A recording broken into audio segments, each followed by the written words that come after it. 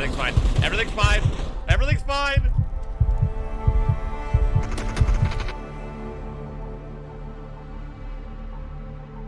Over 19 million Americans have one or more phobias, a fear so overwhelming that it can trigger a panic attack. Phobias can be anything ranging from objects, a situation, or activity.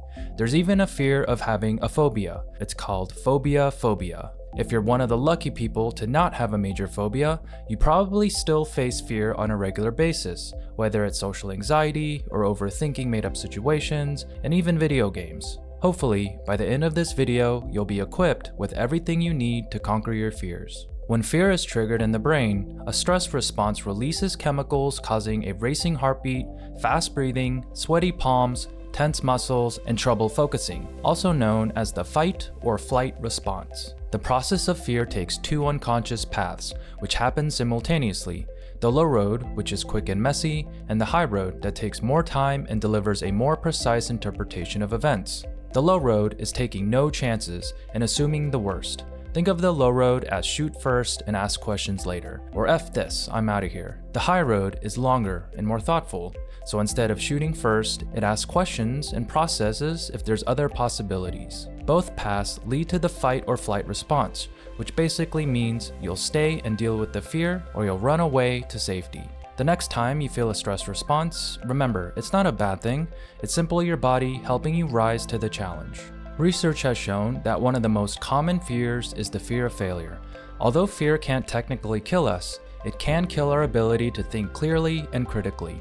When fear strikes, it mostly resides in the sensory cortex of our brains, influencing us to take the low road and run and hide, the flight response. But if we channel the high road, we access the frontal lobe in our brain, which is responsible for problem solving, creative thinking, muscle movements, reasoning, and attention.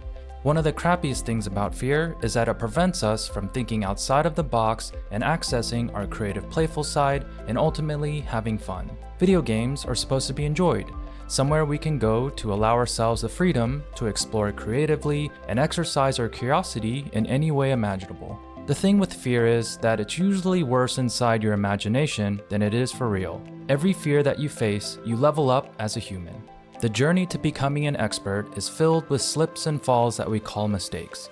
The ones who succeed are the ones who don't see mistakes as permanent failures, but see them as stepping stones to reaching their goal. Instead of thinking about what could go wrong, think about what can go right. Reprogram your mind to think opportunity, not failure. And at the end of the day, if all else fails, at least I go out knowing that I gave it a shot.